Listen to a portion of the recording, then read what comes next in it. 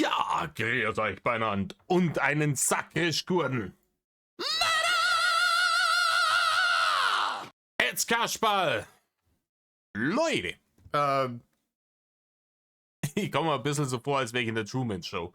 Ich habe jetzt die letzten Wochen schon länger gedacht, ich muss zu dem Thema irgendwie auch ein Video machen, irgendwas sagen dazu, weil zufälligerweise, ihr werdet es im Titel gelesen haben, worum es geht. Ne? Ich habe zufälligerweise ja vor kurzem bin ich wieder auf mein neuer Freund von Christian Ulmen gekommen. Ich habe es euch ja erzählt in einem von den Videos. Müssen hier über dieses BB Comeback sind wir zufällig drauf gekommen, dass es das ja gab. Ne? Meine bessere Hälfte kannte das noch nicht. Ich habe es ihr gezeigt. Fand es damals hilarious. Ich finde es heute immer noch hilarious. Ich finde es heute jetzt, nachdem kurz darauf diese Vorwürfe von seiner Frau gekommen sind, ein wenig weniger hilarious, aber ja. Ich habe euch hier auch ein Video von Imp mit dazu gebracht. Ich will jetzt aber erstmal ein paar Worte so dazu verlieren. Wie gesagt, ich komme ein bisschen Truman Show-mäßig vor, weil ich habe literally irgendwie 20 Jahre lang waren die einzigen Berührungspunkte, die ich zu Christian Ulmen hatte, irgendwie, dass er mir Magenta TV und Online-Durchfalltabletten verkaufen wollte.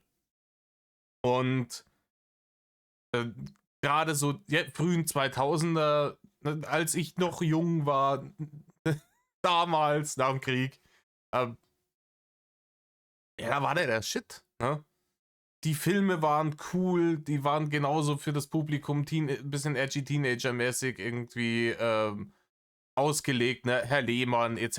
bla bla. Die Shows waren was Neues und ein bisschen mehr auf die Fresse, ein bisschen mehr Rock'n'Roll irgendwie, ein bisschen mehr Provokation und ne? Teenager stehen auf edgy und Rock'n'Roll und Provokation. Und ja, so ein bisschen Grenzen austesten. Man macht es ja selber zu der Zeit und dann jemand, der da auch irgendwie immer hart an die Grenzen des guten Geschmacks geht und manchmal auch ein bisschen drüber. Natürlich resoniert das mit Teenagern in der Zeit. Das war seine ganze. Ja, deswegen ist der Mann damals so erfolgreich geworden. Eine Sekunde. Entschuldigung, Frosch im Hals. Muss mich kurz muten, damit ich euch hier nicht die Ohren voll huste, wie ein gewisser ehemaliger YouTuber aus Mittelfranken.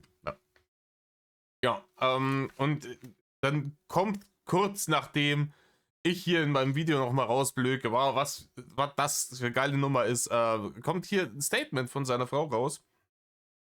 Im Spiegel.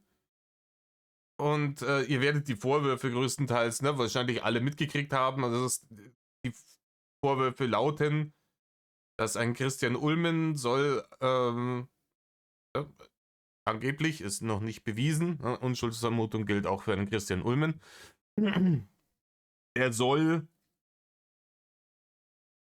irgendwelche Fake-Profile erstellt haben unter ihrem Namen mit Bildern von ihr oder Bildern von anderen Personen, keine Ahnung, mit Kopf drauf gefotoshoppt oder sowas. Und damit Leute angeschrieben haben, angeflirtet haben, sogar aus dem privaten und professionellen Umfeld von ihr. Und die hat da jahrelang drunter gelitten und wusste nicht, wer das ist und war ein Mordsdrama. Und jetzt hat sie anscheinend vor 1,5 Jahren oder knapp über einem Jahr rausgefunden, ne, ihrer Aussage nach, dass er das gewesen sein soll. Und ja. Und jetzt erstmal meine Grundeinschätzung von der Situation. Ich glaube Jolene Fernandes. Ich erkläre euch warum. Ja, wie gesagt, ich bin immer noch der Meinung, auch wenn ich ne, im Gegensatz zu anderen Situationen in der Vergangenheit, na, Rammstein etc., auch wenn ich in diesem Fall dem Opfer glaube, ist es immer noch wichtig, es gibt Leute, die da draußen sind, die aktuell das Verteidigen der Unschuldsvermutung gleichsetzen mit Täterschutz. Und diesen Leuten muss ich ganz klar sagen, die sollen sich massiv ficken gehen, weil die haben unser Rechtssystem nicht verstanden. Ne? Das ist Witch Hunt. Ne? Wenn irgendjemand irgendwas sagt und man sofort sagt, okay, ja, dann ist das so und die verantwortliche Person wird jetzt wird jetzt gelüncht. Das ist eine Hexenjagd. Das machen wir seit dem Mittelalter nicht mehr. Ne? Das ist nicht cool. Wir haben eine Justiz, wir haben ein Rechtssystem aufgebaut, genau deshalb, damit es so etwas nicht mehr gibt. Und jeder Mensch, egal wie widerlich die Vorwürfe sind und egal wie wahrscheinlich es ist, dass er schuldig ist und egal wie sehr wir den Opfern glauben, wie ich jetzt zum Beispiel Colin Fernandes glaube, hat das Recht auf einen fairen Prozess und eine dann dem Gesetz folgende Bestrafung dieser Taten. Solange da noch kein Schuldspruch getätigt ist, werde ich immer den Konjunktiv benutzen und auch niemanden als Täter titulieren. So, das vorher gesagt. Aber ich darf ja meine Meinung sagen und meine Meinung ist, Colin Fernandes hat keinen Grund, über dieses Thema zu lügen. Warum hat sie keinen Grund, über das Thema zu lügen? Punkt Nummer uno, und das ist das Wichtigste, und das ist der Hauptunterschied meiner Meinung nach zu Leuten wie dieser Tussi da bei dem Rammstein-Konzert. Colin Fernandes ist bereits berühmt auf demselben Niveau wie ihr Mann. Ne? Also, die kriegt davon nichts, sie hat davon nichts. Und das Wichtigste, sie war nachweislich, also sie ist nachweislich Opfer dieser Dinge gewesen.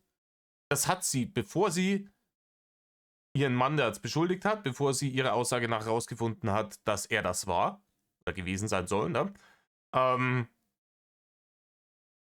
Reichlich öffentlich gemacht. Ne? Jahrelang ist sie in die Öffentlichkeit gegangen und hat gesagt, ich habe hier irgendjemanden, der macht mir das Leben zur Hölle.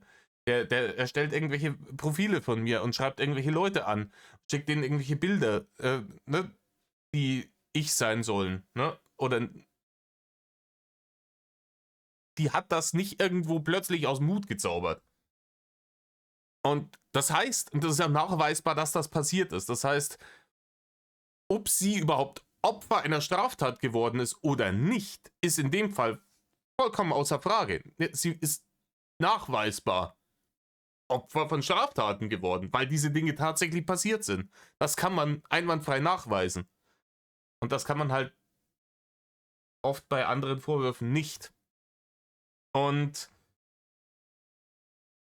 ich wette was, einer Colin Fernandes wäre es jeder andere Mensch auf diesem Planeten lieber gewesen als Täter, als ihr Ehemann, mit dem sie seit über 10 Jahren verheiratet war, mit dem sie ein gemeinsames Kind hat, mit dem sie sich eine Familie und eine Zukunft aufgebaut hat, mit dem sie zusammen ausgewandert ist.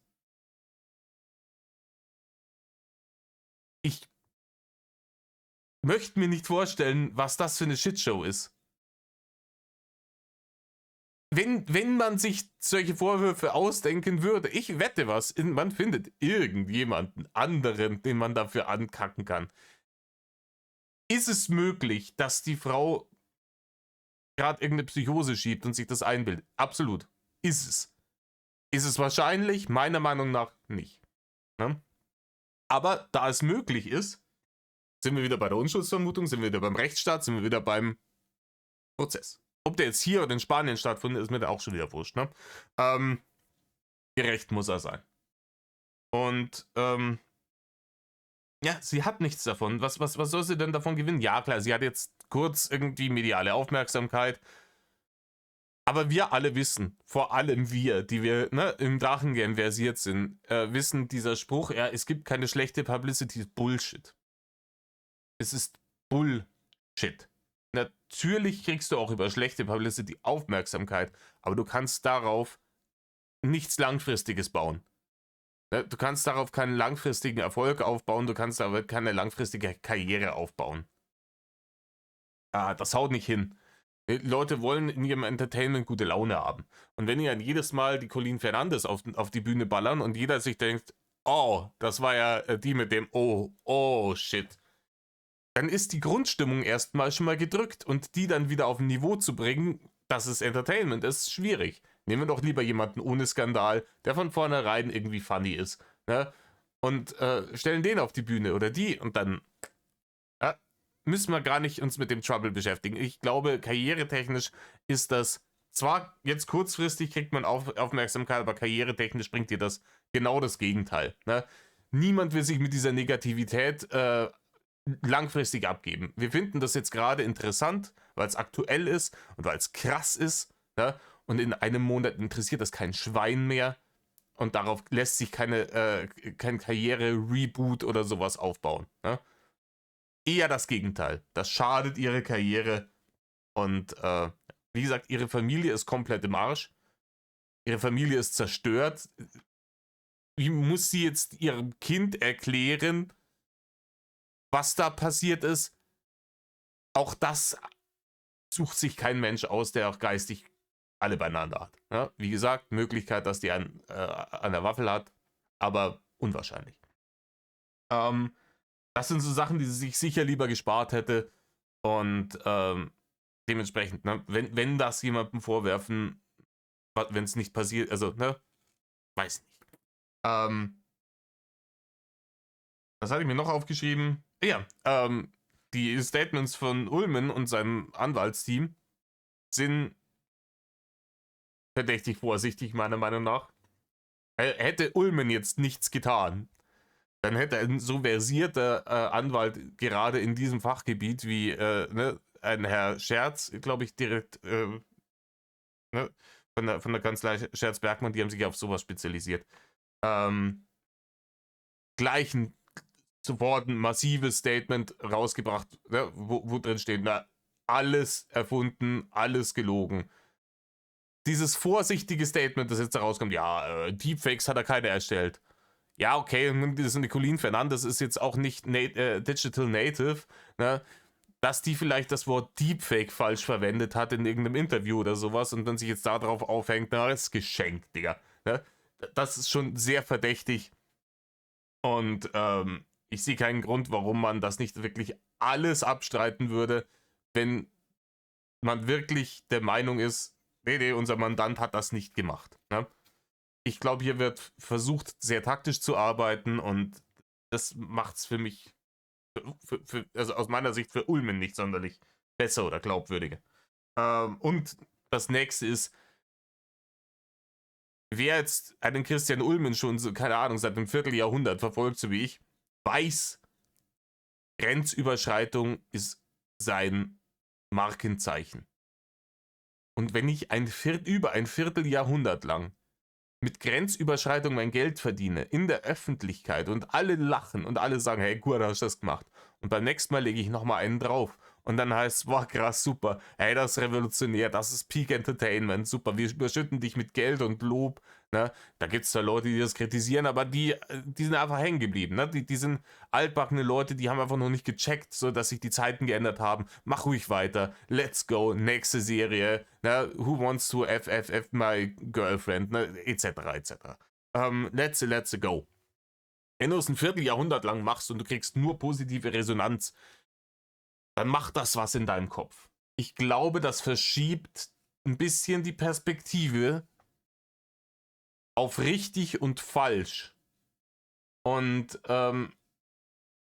ich kann mir gut vorstellen, dass so jemand dann Dinge tut und für borderline hilarious hält, die halt abartig und drüber sind.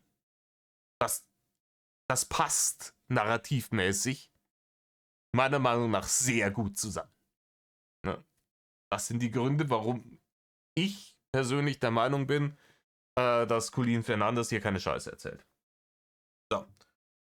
Allerdings, ich habe natürlich auch mir ein bisschen Kritik aufgeschrieben. Und ich habe ein bisschen Kritik an der Vorgehensweise von Colleen Fernandes und vor allem dem Spiegel. Weil man sich hier gerade schlagzeilentechnisch irgendwie mit der Wortwahl meiner Meinung nach ein bisschen den Ton vergriffen hat, um eine größtmögliche Aufmerksamkeit zu erzeugen und man so ein bisschen auf Bild-Zeitungsniveau abgerutscht ist. Ein bisschen hart auf Bild-Zeitungsniveau abgerutscht ist. ihr erinnert euch sicher alle, jeder, der sich damit beschäftigt hat, hat es gesehen. Das Spiegelcover, wo Colleen Fernandes anscheinend zitiert wird aus ihrem Interview, äh, groß der Titel: Du hast mich digital ja?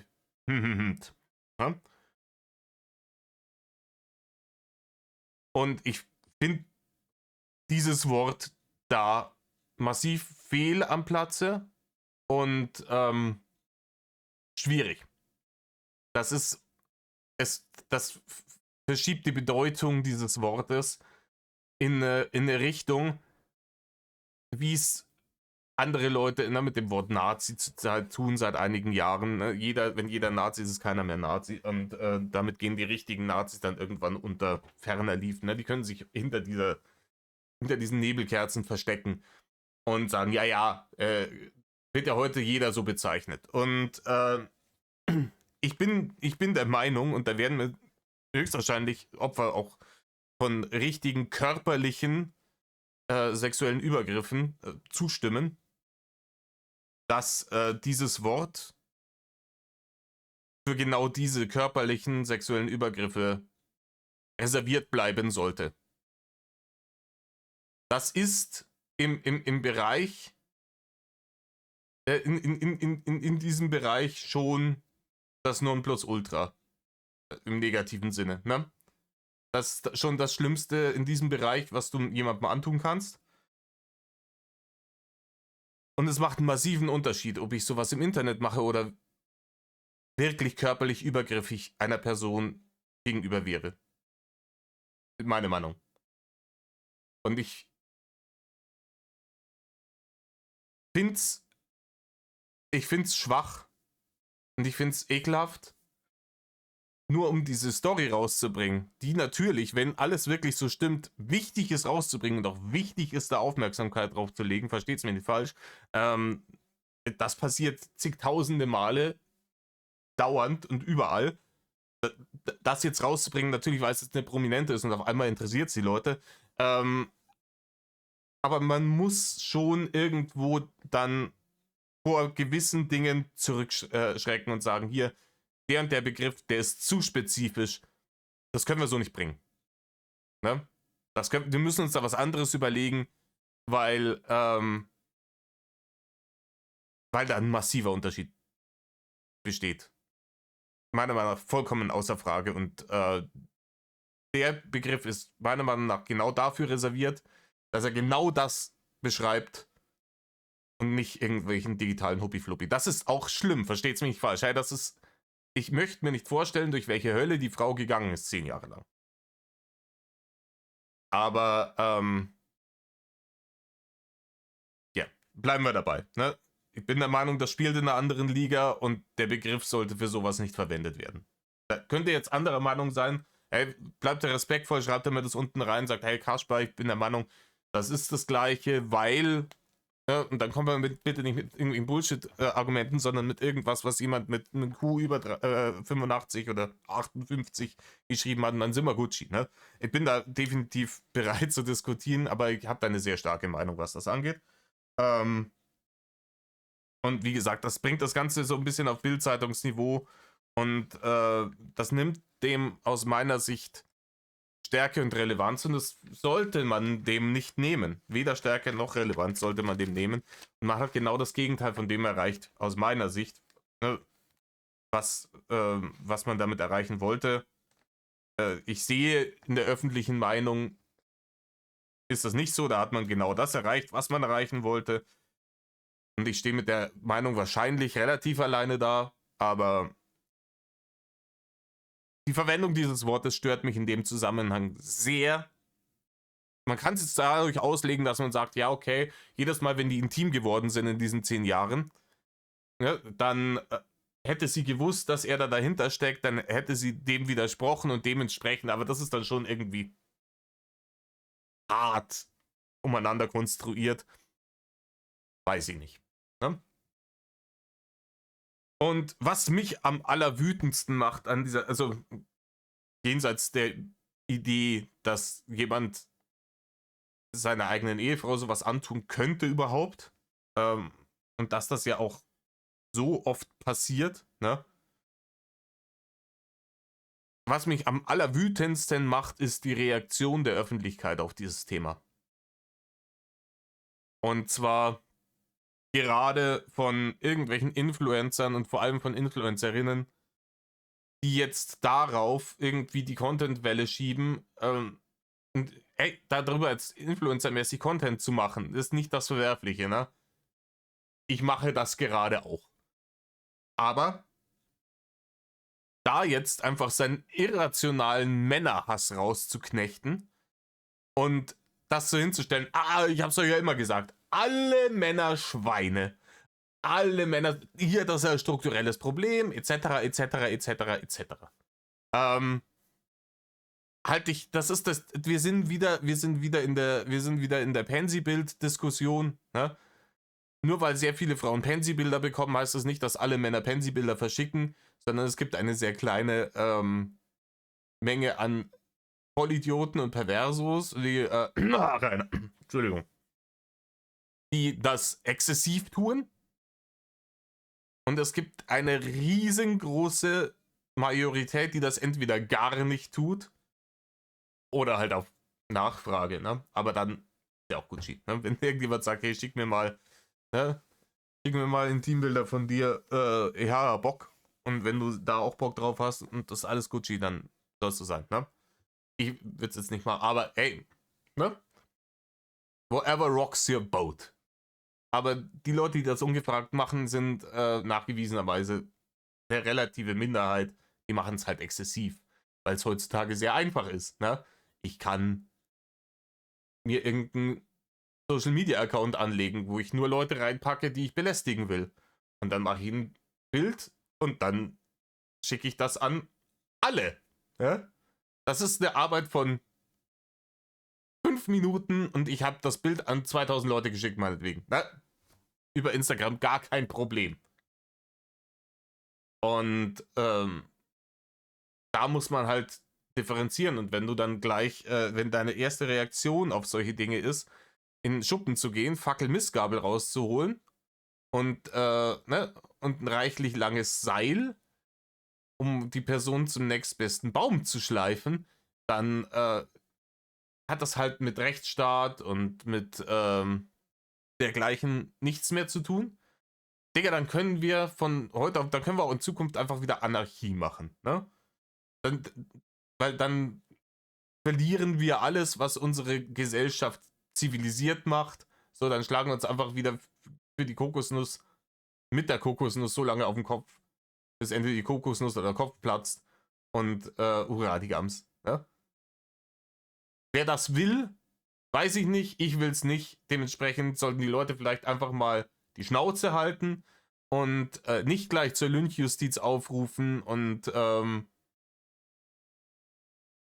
ja, gerade wenn man nicht selbst betroffen ist, ein bisschen mit Hirn rangehen.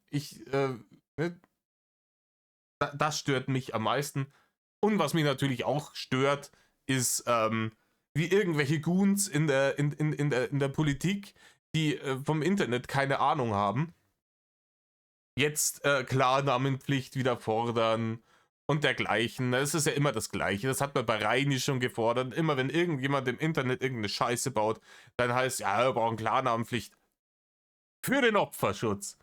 Diesen Menschen geht der Opferschutz meilenweit am Arsch vorbei. Diese Menschen wollen einfach nur, dass jeder im Internet noch mehr Daten rausballert, als er eh schon muss. Ne? Man muss eh schon für jeden Schiss, den du machst im Internet, wenn du dir, keine Ahnung, eine Packung Zahnstocher kaufen willst, musst du einen Account machen. Und dann musst du Daten wieder eingeben. Die Daten landen dann Postsuite wieder bei irgendwelchen Dullis. Ne? Und natürlich, ne? Lasst einfach immer alle im Internet unter ihrem echten Namen alles machen. Ja, was kann schon passieren? Stalker lieben diesen Trick. Und es ist halt nun mal das Internet, ne? Und das Internet ist halt jetzt da und wir können es jetzt, entweder können wir sagen, okay, wir schalten es jetzt ab, weil uns das alles zu kompliziert, ne? Die Leute sind da anonym und das ist weltweit und das ist viel zu groß und wir haben da keine Kontrolle mehr drüber. dann müssen wir es abschalten, so, dann gehen wir halt in Zukunft wieder zum Kaufhof zum Einkaufen und kriegen von irgendwelchen Krisen in der Welt halt erst in einem halben Jahr wieder was mit. Und ja.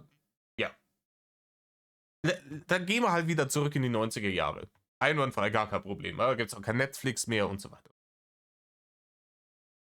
Aber diese Dampfhammer-Methode und vor allem dieses ewig deutsche Dullitum, dieses, oh, da ist irgendwas, was nicht passt, dann verbieten wir es halt, Problem gelöst.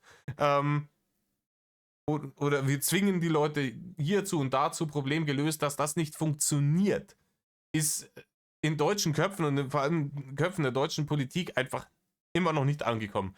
Komplexe Probleme haben so gut wie nie einfache Lösungen.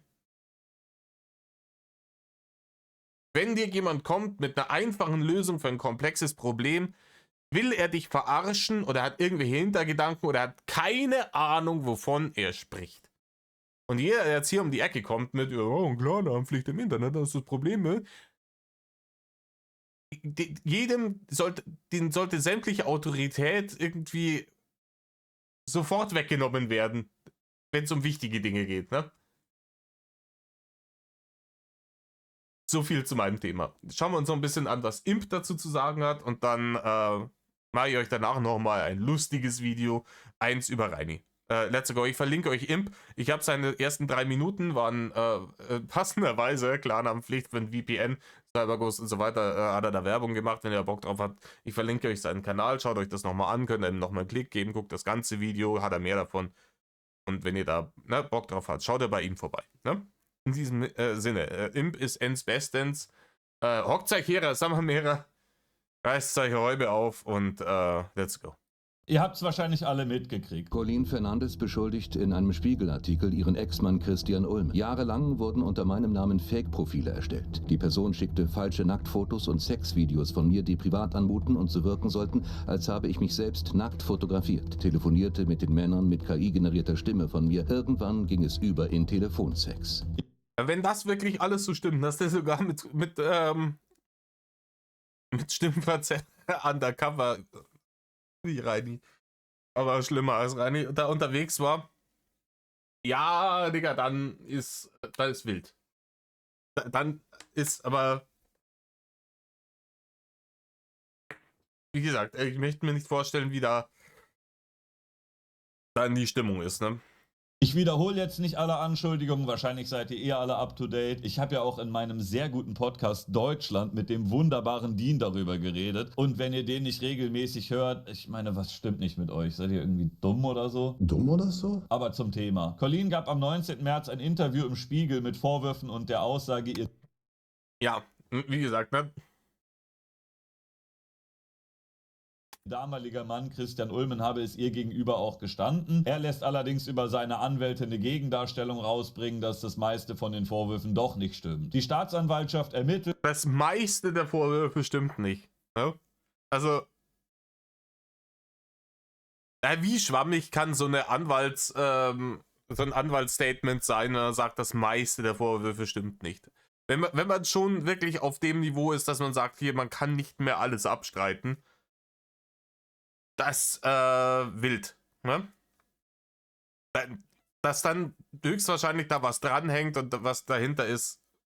Und das genaue Ergebnis erkennen wir dann sicher daran, ob Christian im Gerichtssaal mit einer Mappe vorm Gesicht auftaucht. Aber natürlich passierte dann... Ja gut, ich meine, das wäre dumm, wenn du eh schon prominent bist. Aber ja. Wie gesagt, ich bin gespannt, was da vor Gericht entschieden wird. Ich nehme an, dass die Beweise relativ eindeutig sein werden. Man kann, glaube ich, wirklich mit relativ wenig Aufwand rausfinden, wer diese Accounts betrieben hat. Und da ja ganz viele Leute damit involviert sind, die mit diesen Accounts kommuniziert haben, hast du da sicher auch genügend Leute, die da sagen können, ja, von dem Account, genau von dem ist das und das gekommen zu mir, hier ist mein Chatverlauf, Bums aus Nikolaus. Und dann, ich nehme an, das lässt sich sehr eindeutig klären, was hier passiert ist. Bin gespannt, was da rauskommt im Im Gerichtssaal. Genau das, was immer passiert. Das Internet fordert von allen Seiten Geständnisse, Strafen und am wichtigsten Distanzierung. Ja, Distanzierung ist immer das Allerwichtigste. Ja, Distanzierung ist, sagen wir mal so, ich habe vor einigen Wochen, deswegen bin ich jetzt überhaupt drauf gekommen, zu dem Thema überhaupt ein Video zu machen. Ja, vor einigen Wochen erzählt, boah, ich habe mir mal wieder hier mein neuer Freund angeschaut so, und ich fand so hilarious, bla bla bla bla bla. Hätte ich, das hat nicht viel gekostet, glaube ich. Die erste Staffel, ich glaube, einen Fünfer oder sowas gekostet. Hätte ich das gemacht und mir die da digital geholt und reingepfiffen, drüber geschwärmt, wie geil das ist, wenn die Vorwürfe 1,5 Monate vorher rausgekommen wären. Ich sag's euch ehrlich, wahrscheinlich nicht.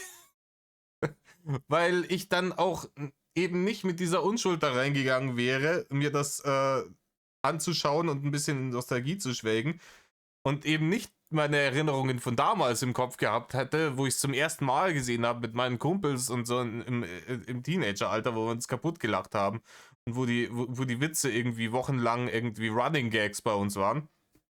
Sondern dann hätte ich die ganze Zeit diese Vorwürfe im Kopf gehabt. Ach so, machen wir hier den dann mal wieder weg. Bin ja schon wieder ein Dulli. Da, Quatsch. Hätte ich diese Vorwürfe die ganze Zeit im Kopf gehabt und hätte da wahrscheinlich auch weniger Freude dran gehabt. Da hätte mir lieber was anderes angeschaut. Sag ich euch, wie es ist. Ah, jetzt gemacht. Ach, den hier wieder.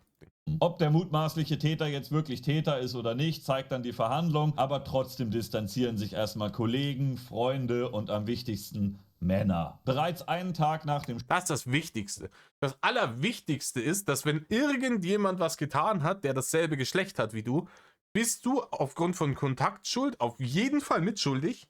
Und dann musst du ja mal Gedanken drüber machen, über deine Privilegien. Und ich dachte, hab ich Julian Fernandes Profile gemacht und darüber mit Leuten gechattet? Nein? Schön. Dann lass mich mit der Scheiße in Ruhe, ne? Ich habe niemandem Pansy-Bilder verschickt, ich habe Julian Fernandes nichts getan, nur weil die Personen, die das immer machen, dasselbe Geschlecht haben wie ich. Wie gesagt, das ist auf dem Niveau von alles Fotzen außer Mutti. Das ist halt dumm. Ne? Das ist halt leider dumm. Spiegelartikel gab es im Stern eine Kolumne, in der sich darüber beschwert wird, dass der Zentralrat der Männer sich im Das unerträgliche Schweigen der Männer. Alter, das ist. Boah.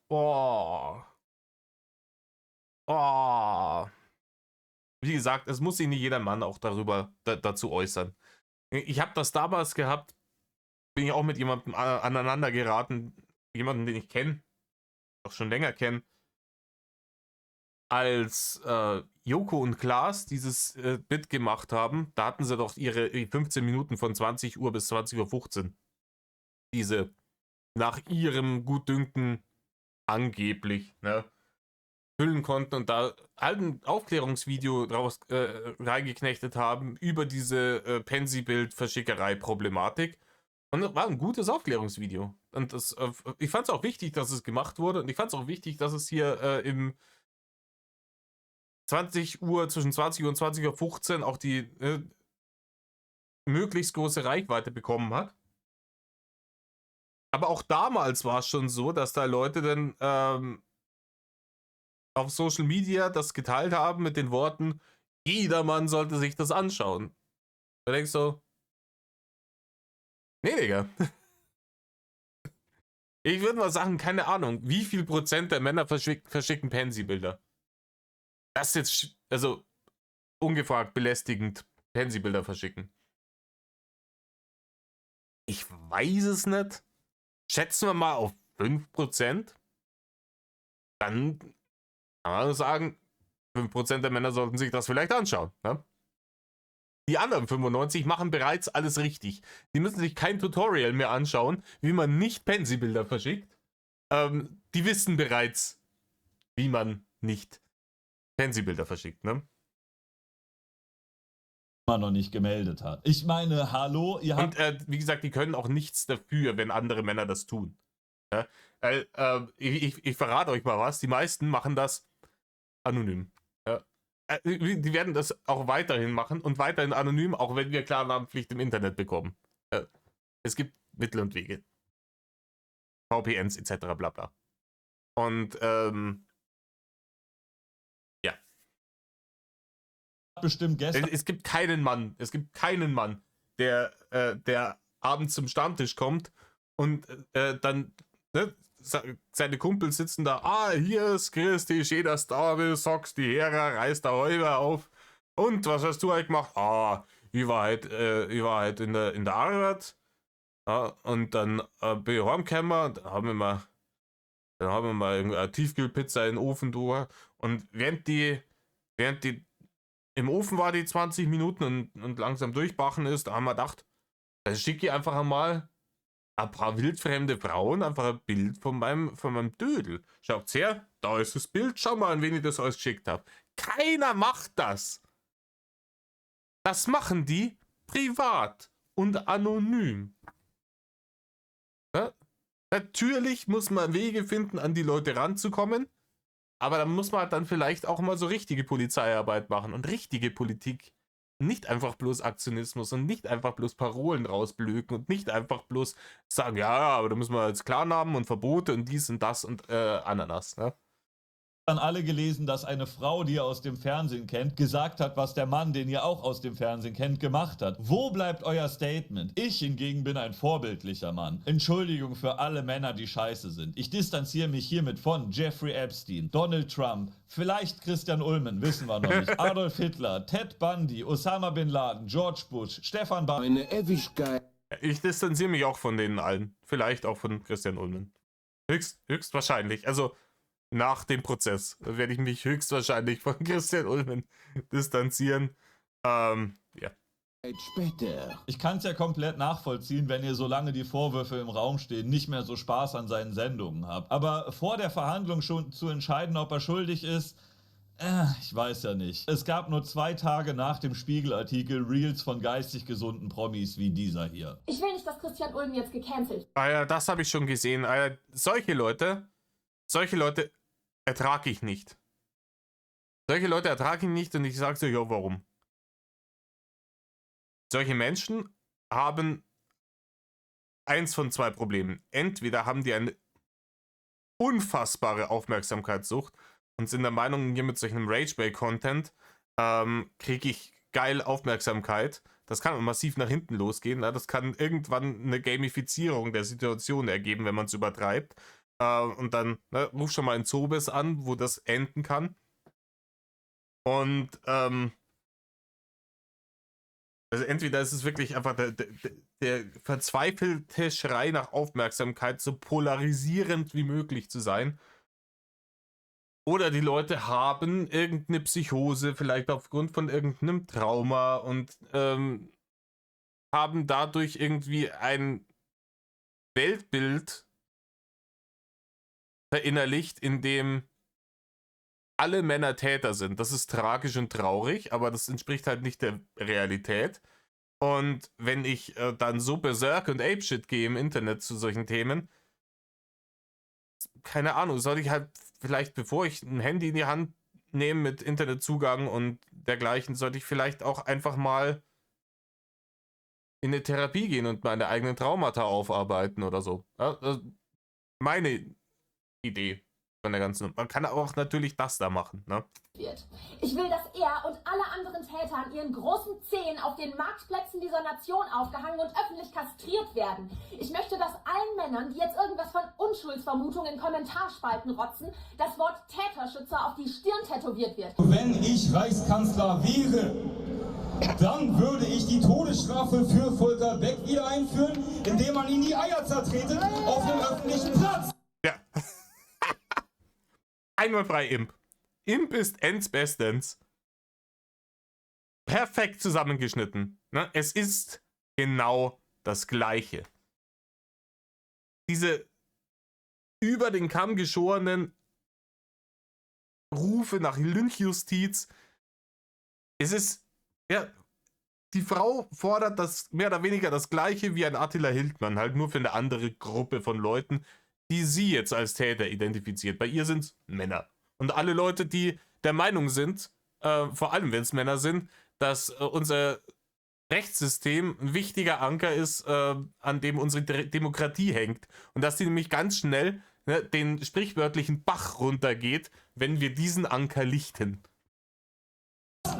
Okay, Frau Löwenherz. Unschuldsvermutung ist das gleiche wie Täterschutz und mutmaßliche Täter sollte man öffentlich foltern. Sympathisch, man kann sich unterhalten. Ja.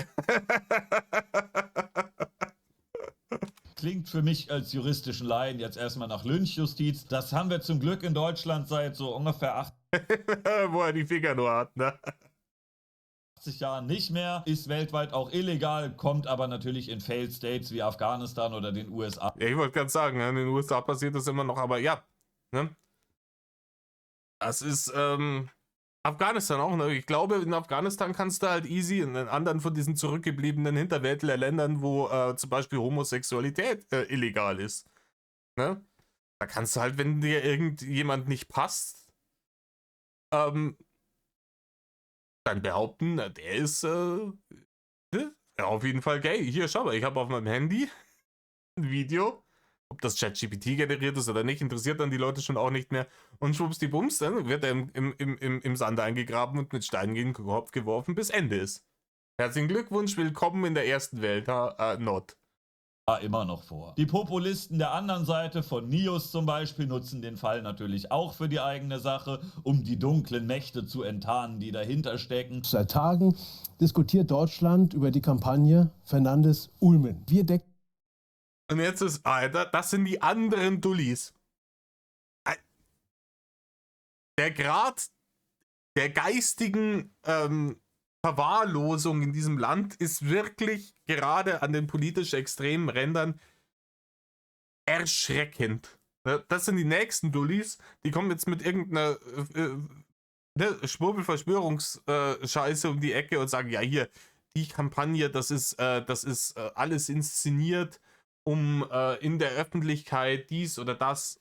Jeder benutzt die Scheiße für seine eigenen Zwecke und um seine eigene Ideologie weiter an den Mann zu bringen, zu verkaufen.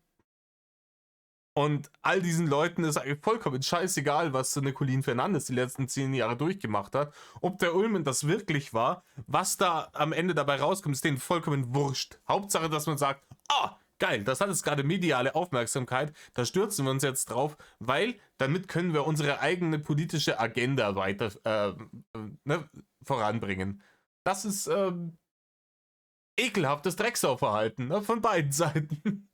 Die Hintergründe auf und erklären, welche Rolle Bundesjustizministerin Hubig und die Organisation HateAid hier auch spielen und wie gemeinsam an einer Kampagne gearbeitet wurde, die am Ende zu mehr Zensur im Netz führen könnte. Die Kommentarspalten sind jetzt natürlich voll von Leuten, vor allem Frauen, die sich sicher sind, dass er das gemacht hat und in den Kerker soll, aber auch voll von Leuten, vor allem Männer, die sagen, dass das bestimmt alles doch nicht stimmt und sie sich das ausgedacht hat oder dass sie vielleicht übertrieben hat. Ich bin jetzt eher Fan davon, erstmal beide Seiten anzuhören und dann die Strafe zu verhandeln. Am besten ohne staatlich legitimierte Verstümmelung, wie es Frau Löwenherz fordert, aber man sollte schon erstmal einen richtigen Prozess machen, oder? I agree. 100%. Ja, genau das sollte man machen. Deswegen gibt's sowas. Für die dummen Leute unter euch, Unschuldsvermutung ist nicht das gleiche wie ein Freispruch oder die Schuld beim Opfer zu suchen. Was in so einem Fall natürlich... Das ist nämlich der Punkt, ne? Das ist nämlich der Punkt. Ne? Da werden dann immer so Parolen gemacht, ja, man muss Opfern glauben. Erstmal muss man rausfinden, ob wer auch immer gerade behauptet, Opfer zu sein, auch wirklich ein Opfer ist. In dem Fall ist die Frage relativ schnell beantwortet.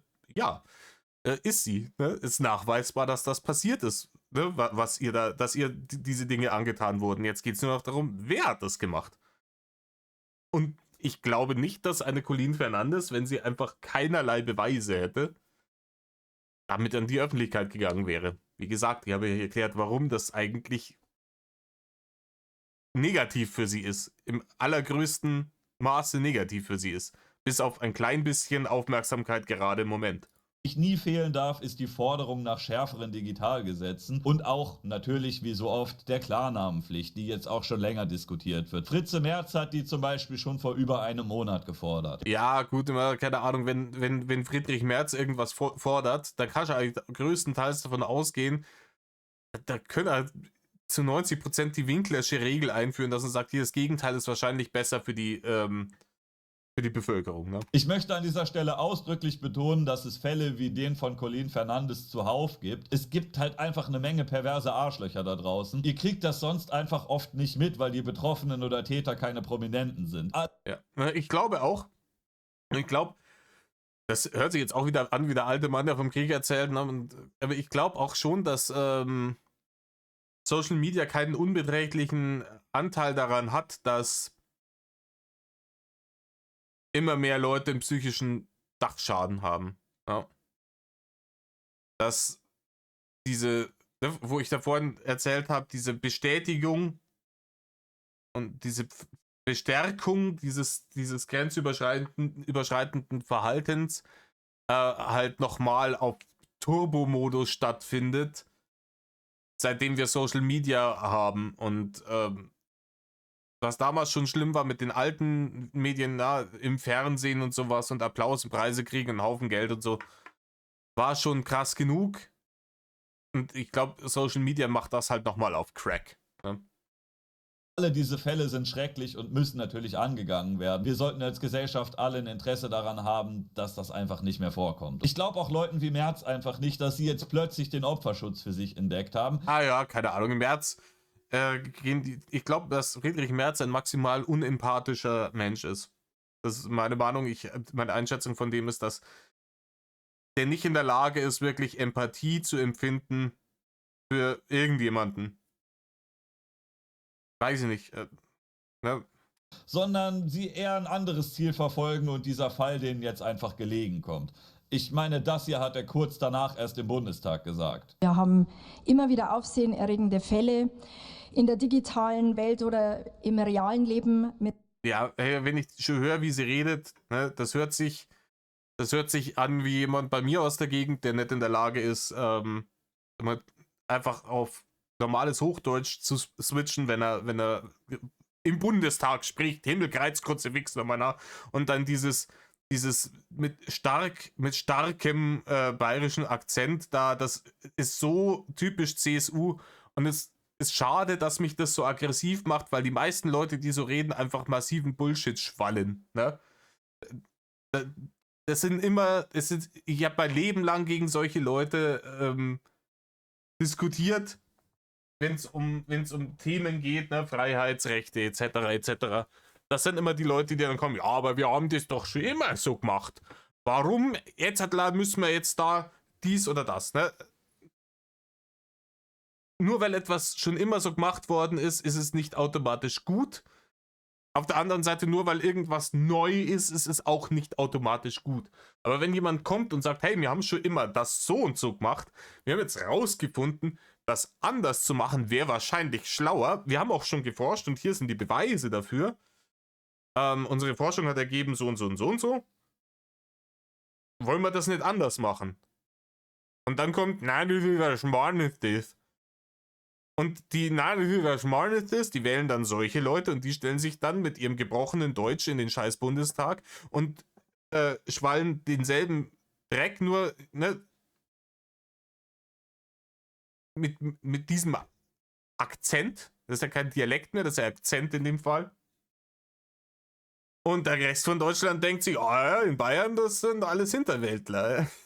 Ja, richtig Freude dran an solche Leute. Mit Gewalt gegen Frauen, und es geht meist um die Ausübung von Macht und Erniedrigung. Welche Maßnahmen werden gemacht werden, nicht nur im digitalen Raum, sondern auch in der analogen Welt? Ich will es gerne noch einmal in der Dimension des Problems beschreiben. Und dann müssen wir auch ansprechen, dass ein beachtlicher Teil dieser Gewalt aus den Gruppen der Zuwanderer in die Bundesrepublik Deutschland kommen. Auch das gehört auch. Ja, weiß ich es nicht. Da Christian Ulmen so ein Zuwanderer ist. Der ist ja eher ausgewandert mit seiner Alten, aber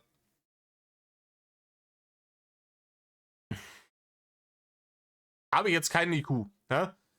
Gerade bei so Pansy-Bildern verschicken, digitale Gewalt, da habe ich jetzt überhaupt keinen IQ. Dementsprechend halt immer Maul. Ich weiß, dass wir bei anderer übergriffiger Gewalt ein nicht abzustreitendes Zuwanderungsproblem haben, das auf der einen Seite aus ideologischen Gründen komplett ausgeblendet wird, weil man es nicht wahrhaben will, und auf der anderen Seite aus ideologischen Gründen komplett irgendwie in den Vordergrund als einziges Problem dargestellt wird, weil, ne, Ideologie. Aber ich glaube schon, dass das ein massives Problem ist, und ich glaube, dass man sich da wahrscheinlich eher auf der Hälfte der Strecke von der Mitte zu den Rechten trifft, was die Wahrheit angeht. Ne? Da habe ich eher eine der wenigen Sachen, wo ich ein bisschen so eine leicht rechts der Mitte konservative Meinung habe. Das geht. Für die Leute, die hier von beiden Seiten von der Ideologie-Schiene schießen, das ist durchaus möglich, wenn man ein funktionierendes Gehirn hat, dass man Überzeugungen vertritt, ja, von denen die eine vielleicht sehr linkslibertär ist und die andere eher rechtskonservativ. Ne?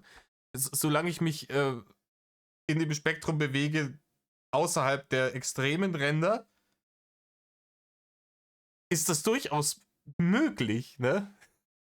Ich muss nicht einem Lager angehören und dann alle Standpunkte von denen übernehmen, weil das dumm ist. Ne? Das ist dann, da kommst du dann in diese entweder du bist für uns oder du bist gegen uns Schiene, und dann endest du wie eine Shuyoka, ne? Wo heißt, wer nicht komplett auf Linie ist, wird einfach abgesägt. Und mit solchen Leuten lässt sich auch keine Politik machen, mit solchen Leuten lässt sich auch nichts nachhaltig verändern. Solche Leute wollen nicht aufbauen, solche Leute wollen zerstören. Und solche Leute wollen kein Miteinander, die wollen dann gegeneinander, und das ist Gift für jede Demokratie, das ist Gift für jede Gesellschaft. Und wir brauchen Miteinander, wir müssen irgendwie wieder ein bisschen Bewusstsein dafür schaffen, dass wir zusammen hier in dieser Scheiße sitzen, und wenn wir uns gegenseitig mit ihr bewerfen, davon keiner ein besseres Leben hat. Das gehört zur Vollständigkeit des Bildes dazu.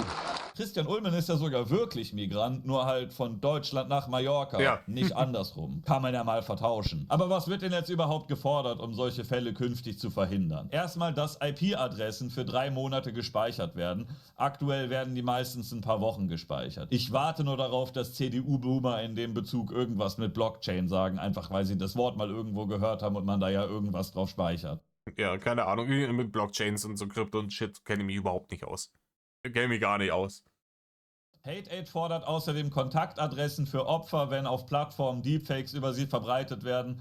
Das Blöde ist nur, sowas gibt es schon bei den meisten Plattformen. Man hat allerdings nicht so viel Handhabe, wenn sich da einfach keiner meldet. Außerdem werden explizite Gesetze gegen die Erstellung von KI-Deepfakes, besonders den pornografischen, gefordert.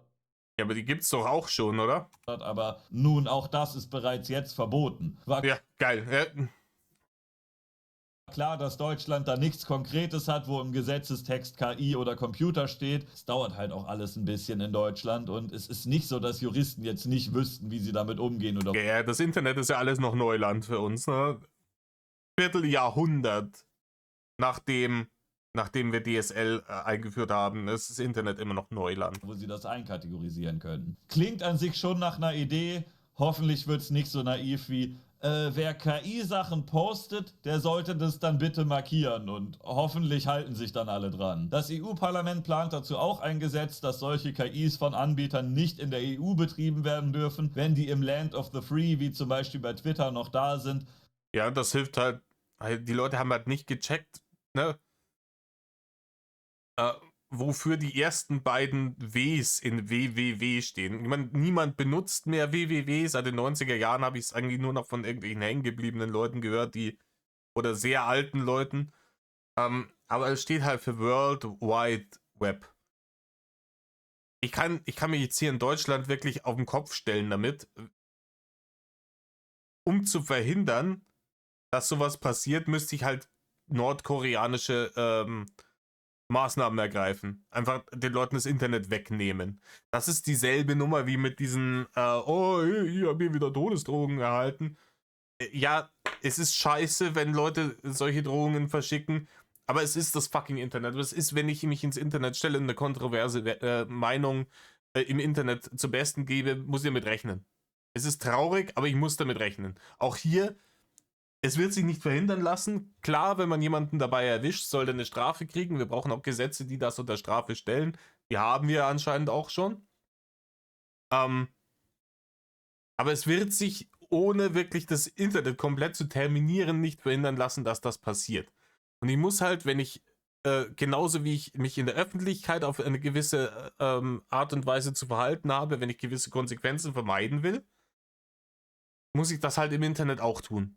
Und fertig. Ich kann mich jetzt auch in München auf den Marienplatz stellen und keine Ahnung was machen. Ich stelle dahin, klasse, ich setze mich dahin mit so einem Tisch, ja, und dann hänge ich da vorne so ein Schild dran, irgendwas change my, die Haut ist kein Organ, change my mind.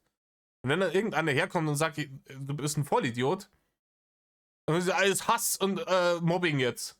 Das ist Winkler-esk.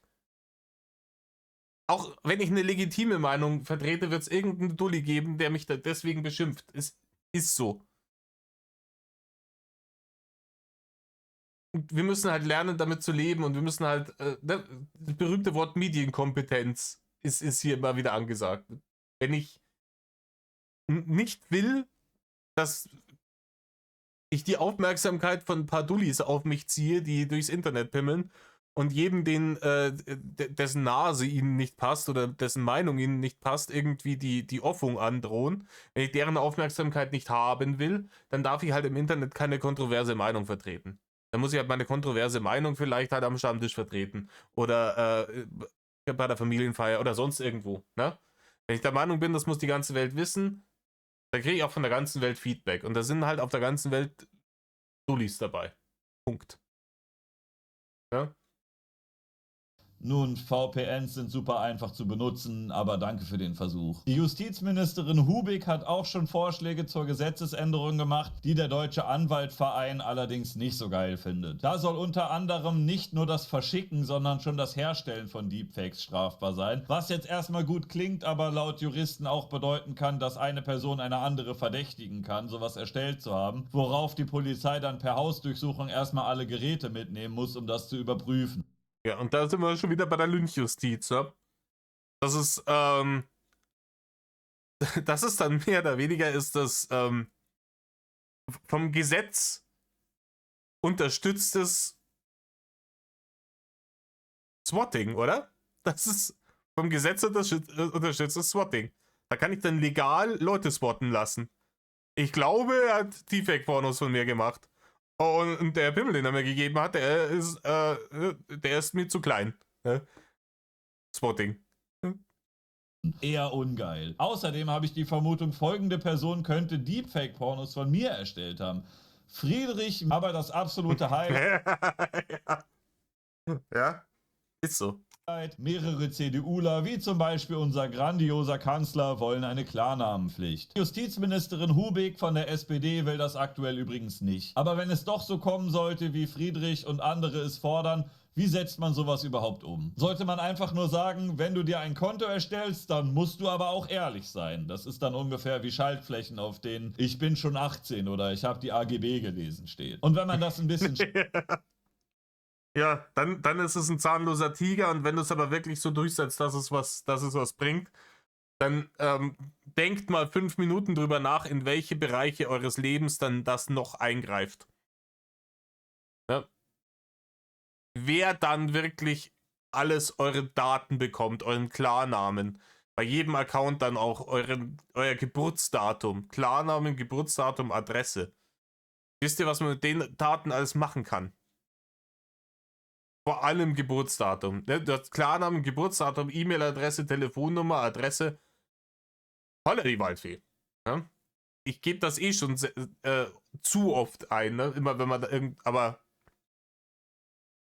strenger angeht, dass man das kontrollieren will, dann bleibt ja nur noch... Wollt ihr, dass das dann alles bei so integren Leuten wie, keine Ahnung, Mark Zuckerberg oder so, obwohl die haben es wahrscheinlich eh schon alle. Noch sowas wie ein Postident-Verfahren, Oder ihr fotografiert euren Perso und schickt den direkt an die Plattform. Fühlt ihr euch dann sicherer? Also ich schicke nicht so gerne ein Foto von meinem Perso einfach an irgendwelche shady Unternehmer wie Zuckerberg oder Musk oder sowas. Ja, genau. Aber angenommen, man macht das, dann wird entweder euer Klarname jedem angezeigt oder nur beim Anbieter hinterlegt. Und ich meine, wenn die CDU sowas will, dann hält sich natürlich jeder dran. Es klingt alles so herrlich naiv. Ja, vor allem, das wird dann irgendwie so ein bisschen verharmlost. Ja, das ist ja nur so schlimm, nicht so schlimm. Ja, ihr habt ja nichts zu verbergen, bla bla bla bla bla. Und natürlich benutzen wir das nicht, um irgendwie einen Schindluder zu treiben und da irgendwelchen unbescholtenen Bürgern hart auf die Eier zu gehen. Und wer kontrolliert das?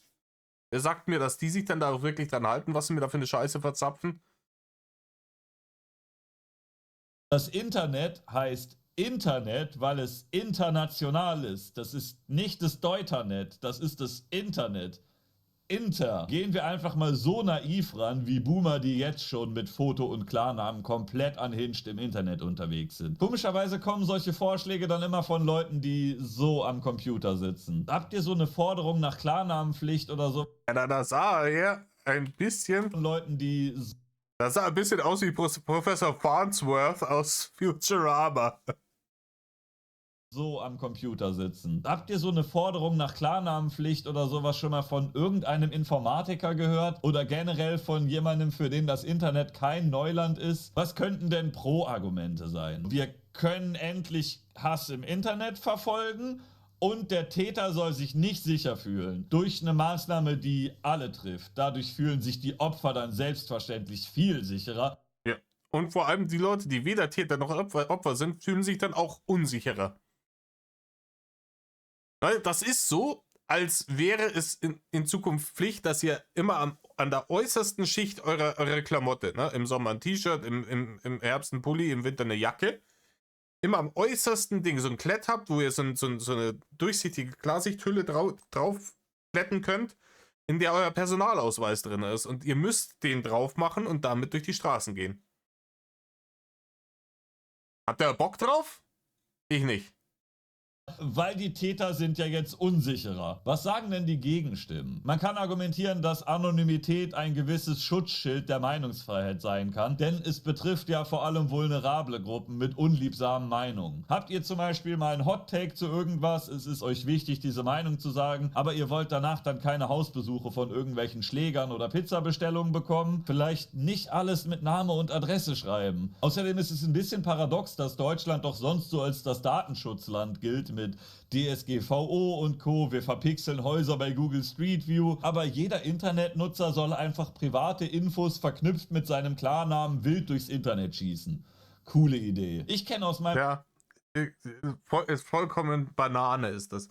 Wie gesagt, das ist wie wenn ihr dauernd mit dem T-Shirt rumlaufen müsst, wo euer Ausweis sicher ist. Am besten noch eure Adresse groß, E-Mail-Adresse. Die wird alles nochmal groß aufs T-Shirt gedruckt so, und das müsst ihr dann machen. Ja, und wenn ihr das nicht mal kriegt, ihr einer auf den Sack.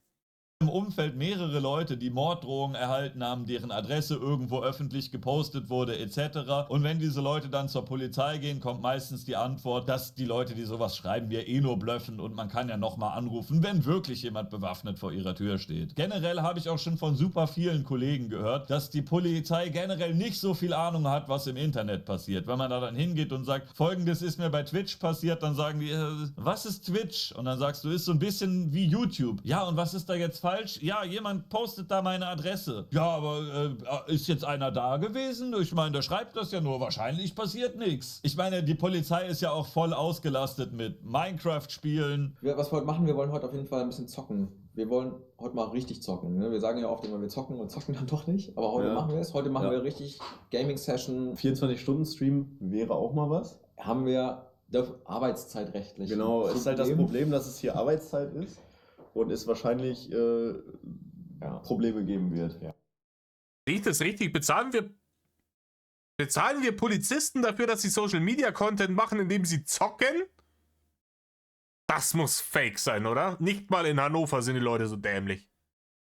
Das muss doch... Nein. Nein, bitte nicht. Blaulicht. Am Tag, eure Fragen, unsere Antworten. Polizei Hannover, Twitch TV.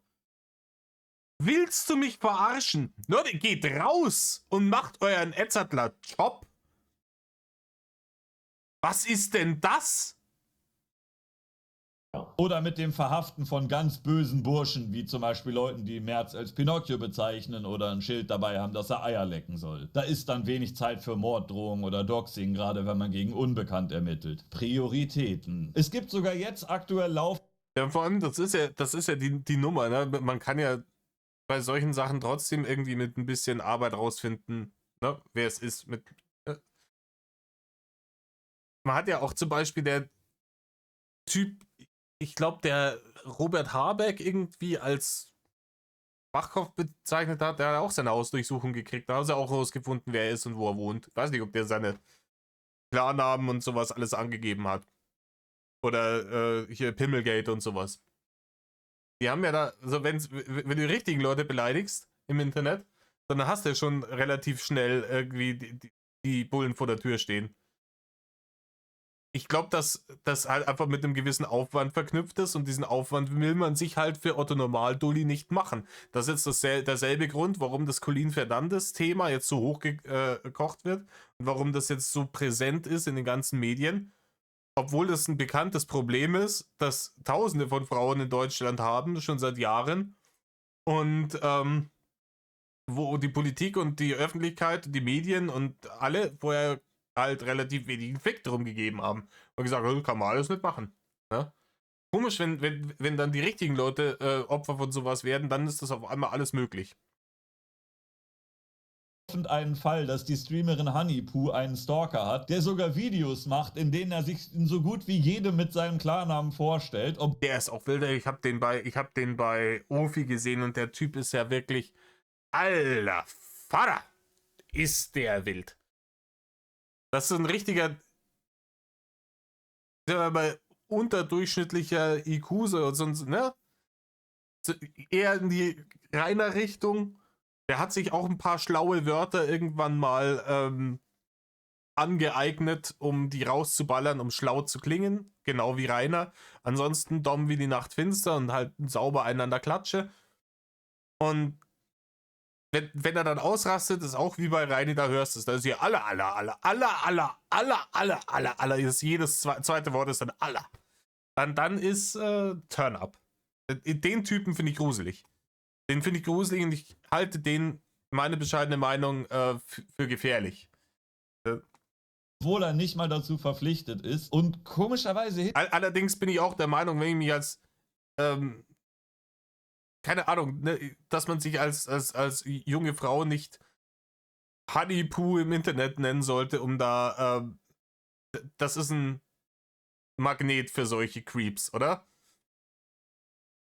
Weiß ich nicht. Hilft ihr das so ziemlich gar nicht. Ihr erinnert euch vielleicht auch noch an den Dude, der 2018 eine große Datenbank mit privaten Daten von YouTubern, Streamern, aber auch Politikern und Fernsehpromis veröffentlicht hat. Da gab es dann einen medialen Aufschrei, waren ja auch Politiker betroffen und nicht nur langweilige Normalos. Passiert ist... Ja, das ist das, was ich sage. Wenn Otto Normal-Dulli davon betroffen ist, interessiert es keinen Schwanz.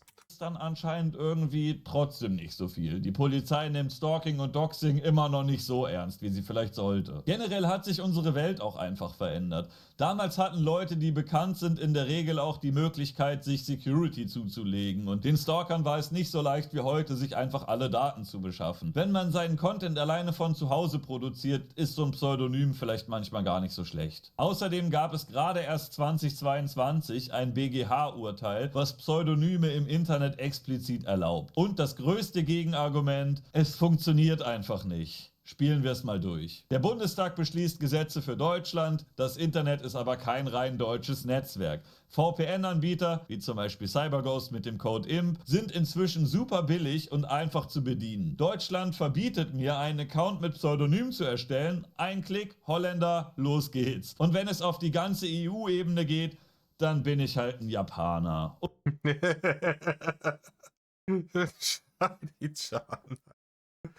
Oh. Oder Inder oder Chinese oder irgendwie sowas. Was zum... Der türkische Schradin heißt einfach Shawarma? Jep, das ist gut so, das lade ich hoch. Und ah ja, da sehen wir auch wieder. Stand in den Kommentaren, keine Ahnung. Da sehen wir auch wieder so Nummern. Knossi, geil, ich will auch so ein Video XD. Aber genug von Max Schradin und Jens Knossalla, zurück zum Thema. Betrüger haben oft gar kein Problem damit, unter ihrem echten Namen zu agieren. Wie geil er das gemacht hat. Ja. Also, was ich jetzt sage, hat mit Max Schradin und Jens Knossalla überhaupt nichts zu tun. Nächstes Thema. Betrüger haben oft kein Problem, unter ihrem Klarnamen zu agieren. Bam. Ich äußere mich jetzt nicht weiter dazu. Das könnt ihr euch alles selber denken. Ich seid schlau genug, die bei mir dazu schaut. Menschen, die Angst vor Verfolgung oder Bedrohung haben, oft leider schon. Die demaskiert man damit natürlich auch mit. Und ich meine, wie stellt man sich das Ganze überhaupt vor? Es gibt ja auch ein Vermummungsverbot, aber Einbrecher vermummen sich irgendwie manchmal trotzdem. Die stellen sich nicht einfach an den Eingang und halten ihr Gesicht in die Kamera und halten ihren Perso vielleicht noch hoch, damit man sie schneller finden kann. Aber was ist, wenn... Nun, ist gar nicht so einfach. Auch in Ländern, die VPNs verbieten oder einschränken, Okay, hier hat er irgendeinen Schnitt, einen ganz wilden Schnitt reingemacht. Ich habe hier nichts übersprungen. Nutzen Leute die Dinger trotzdem. Aber welche Länder sind das denn so, die... Welche Länder sind das, die VPNs verbieten? Ich nehme mal an, ich nehme mal an, der Großteil des Mittleren Ostens, ne, die ganze islamische Welt, die mit diesen fürchterlich guten Demokratien, ne, die da funktionieren, wahrscheinlich sind es sehr viele Länder dabei, in den letzten 10, 15 Jahren irgendwelche Olympiaden oder Fußball-Weltmeisterschaften oder dergleichen stattgefunden hat. Ne? VPNs verboten oder eingeschränkt haben. Russland, China, Nordkorea, Belarus, Turkmenistan, Myanmar, Pakistan, Türken, Oman, Emirate, Irak und Iran und Ich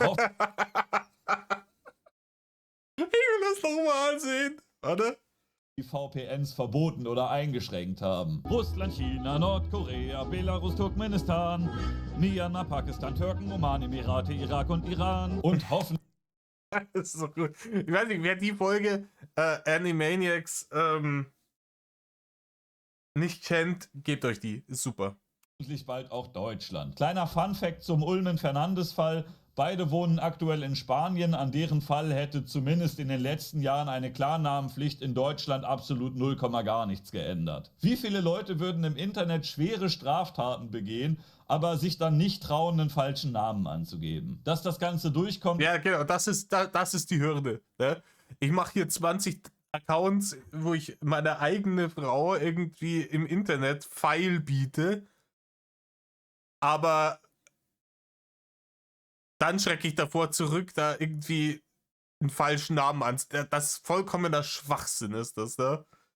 Die kriminelle Energie für schwere Straftaten, Internetbetrug etc., Stalking da ist, dann ist die kriminelle Energie für, ich denke mir einen anderen Namen aus, um damit nicht so schnell erwischt zu werden oder gar nicht erwischt zu werden im Idealfall, auch schon gegeben, ne? Das kommt vorher.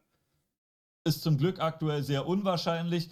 Trotzdem beängstigend, dass wir einen Kanzler haben, der entweder sowas Autoritäres durchsetzen will oder zumindest aus plumpem Populismus damit droht. Eine Klarnamenpflicht schützt meiner Meinung nach nicht die Opfer, sondern die Täter. Ich will nicht... Agree, ja. Ist richtig so. Schützt die Täter. Nicht, dass unser Kanzler gecancelt wird. Ich will, dass jedem, der Klarnamenpflicht fordert, Täterschutz auf die Stirn tätowiert wird. Um diesen lustigen Bommel drumherum, vielleicht so einmal im Kreis oder so. Wie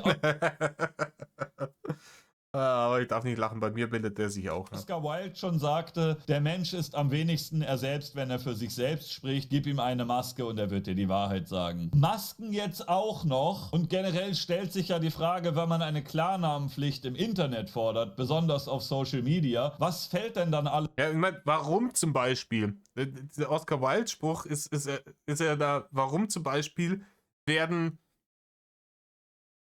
Umfragen bei so pikanten Themen immer anonym gemacht, um dann halt auch wirklich ein richtiges Ergebnis rauszukriegen. Warum zum Beispiel haben wir eine geheime Wahl? Sollen wir da jetzt auch Klarnamenpflicht einführen? Ja, das hatten wir, also, ne, das hatten wir schon mal. Das machen wir besser nicht so. Dass auch solche Dinge, dass man Dinge anonym machen kann, ist schon wichtig. Weil ansonsten steht dann da einer, ach, du hast die Partei gewählt. Ah, aber falsch. Hier hast du nochmal einen anderen Zettel. Das probieren wir jetzt nochmal. Da gehst du jetzt wieder rein.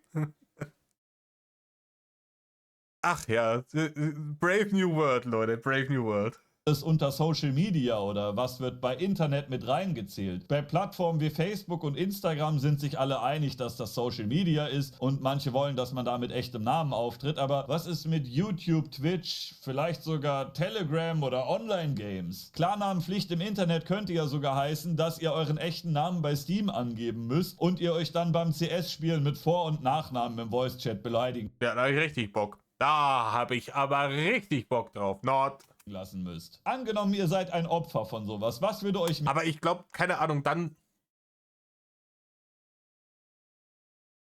Das ist ja schwierig. Aber dann muss man den Personenstand ändern, dann kann man sich einen neuen Namen ausruhen. Dann würde ich mir einen vollkommen wilden Namen machen. Einfach so. Ja?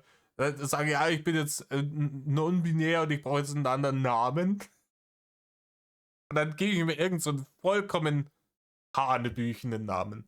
mehr treffen. Wenn irgendein Typ nur ein anonymes Profilbild und irgendein Username hat und in sein Mikrofon brüllt, oder wenn der auch noch weiß, wie ihr heißt und vielleicht sogar, wo ihr wohnt. Ist schon ein bisschen unangenehmer dann, oder? Christian Ulmen ist mutmaßlich vielleicht ein Wichser, also im wahrsten Sinne des Wortes, mit Chats von seinen Fake-Profilen, mit seinen... Ja, und keine Ahnung, so Anonymität im Internet, Klarnamenpflicht etc.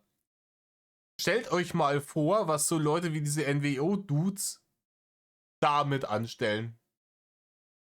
Warum man gerade, man merkt es ja gerade so in so Bubbles wie hier dem Drachengame dergleichen, warum da Anonymität vielleicht nicht das Allerschlechteste ist. Weil halt da auch Assis unterwegs sind, die mit diesen Daten sonst was machen. Auch weil zum Beispiel jemand wie ein Rainer Winkler permanent versucht hat, Leute zu doxen. Vielleicht ist es ja auch so, ich glaube es ihm, dass es vielleicht auch ein-, zweimal unabsichtlich passiert ist, dass er Leute gedoxt hat. Aber das ist ja der nächste Punkt. Das kann ja einfach auch, wenn diese Leute dann, deine Daten überall sind, die können ja auch unabsichtlich irgendwo mal geleakt werden. Und dann stehst du nämlich dumm da. Ich habe keinen Bock, dann irgendwie alle 2 Jahre lang irgendwie umziehen zu müssen, nur weil ich im Internet aktiv sein will. seinen Kollegen offen. Die CDU ist entweder inkompetent oder bösartig, vielleicht beides. CDU wahrscheinlich beides. Ich gehe da von beidem aus. Verbotsverfahren prüfen jetzt. Und eine anonyme, mir nicht bekannte Person, die bestimmt nicht Bundeskanzler ist, sollte mal Eier lecken. Und nicht... Ja, nicht vergessen, bla bla bla, Werbung, hin, her, dies, das, Ananas. Imp ist ends bestens. Leute, das waren jetzt meine 1,25 Stunden Schwalerei zu dem Thema. Damit ist jetzt auch wieder abgehakt und dann geht es beim nächsten Mal wieder mit Reinis TS und Classics und Vlogs und schauen wir mal, wann die nächsten Bärchen-Leaks kommen. Damit geht's dann weiter. Leute, tut nicht, was Rainer tut nicht, was Christian Ulmen vermutlich getan hat. Tut aber auch nicht, was ideologisch verblendete Extremisten links oder rechts tun. Benutzt euer Gehirn. Medlov.